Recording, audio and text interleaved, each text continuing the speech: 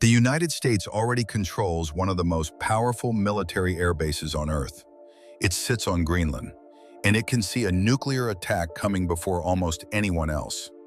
So when Donald Trump says the United States needs Greenland for national security, We need Greenland. it sounds outrageous. It sounds like politics.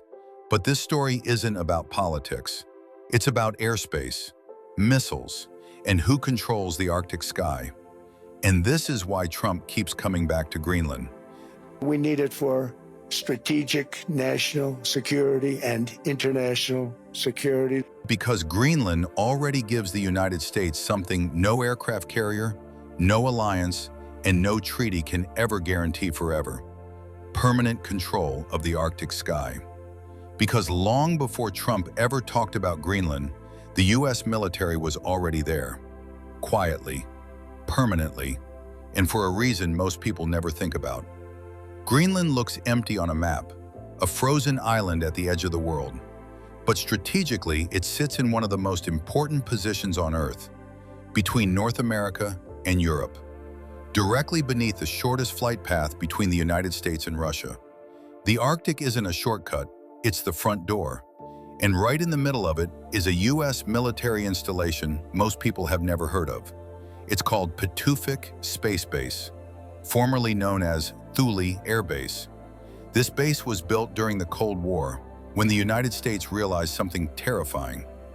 If Soviet missiles were ever launched toward America, they wouldn't come across the Atlantic, they would come over the pole, the Arctic, which meant whoever controlled the Arctic skies would see the attack first. Pituffik became that early warning system. Its massive radar installations were designed to detect ballistic missiles minutes after launch.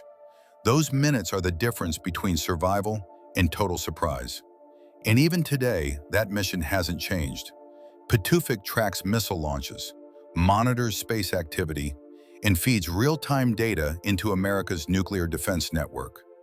If something leaves the atmosphere or re-enters it at speed, this base knows. That alone would make Greenland important, but that's only part of the picture. Because Pituffik isn't just a radar site, it's also a strategic air hub in one of the harshest environments on Earth. The runways are long, reinforced, and designed for extreme cold operations. Heavy aircraft can land here, tankers, transports, and most importantly, long-range bombers. Aircraft like the B-2 Spirit and its replacement, the B-21 Raider. These aircraft don't operate like normal jets. They rely on distance, stealth, and unpredictable routing. And the Arctic gives them exactly that. From Greenland, US bombers can approach Europe, Russia, and the high Arctic without flying predictable paths. They can refuel in polar airspace, stage through remote corridors, and remain almost impossible to track. In modern warfare, unpredictability is power. This is why Greenland matters more now than it did during the Cold War. Because the Arctic is changing. Ice is melting, new shipping lanes are opening, new flight routes are becoming viable, and military competition is moving north. Russia has reopened and expanded its Arctic military bases, long runways, air defense systems, bomber staging areas. China, despite not being an Arctic nation, now calls itself a near-Arctic power. It's building icebreakers, launching polar satellites, and positioning itself for future access. The Arctic is no longer empty, it's contested. And in that contest, Greenland is the high ground. So when Trump talks about Greenland, he isn't talking about ice. He's talking about permanence, control without conquest, access without invasion. He has publicly ruled out using military force. And despite the headlines, there's no serious plan to invade or occupy Greenland.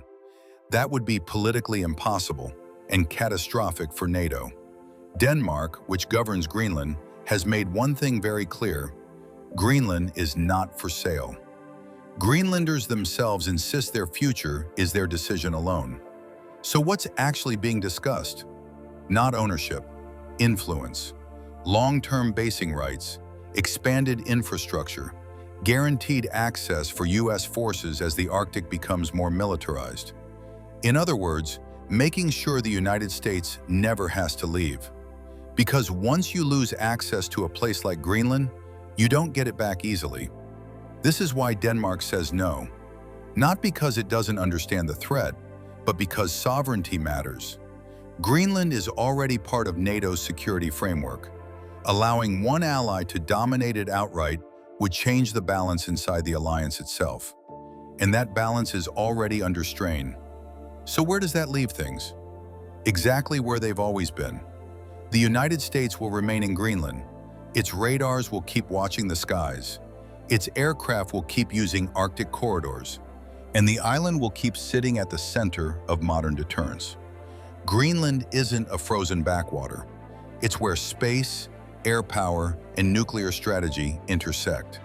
And as the Arctic opens up, its importance only grows. This isn't about headlines, it's about geography. Because Greenland isn't just ice on a map. It's where missile warning, stealth bombers, and space surveillance all collide. And what happens there won't make headlines until it's already too late.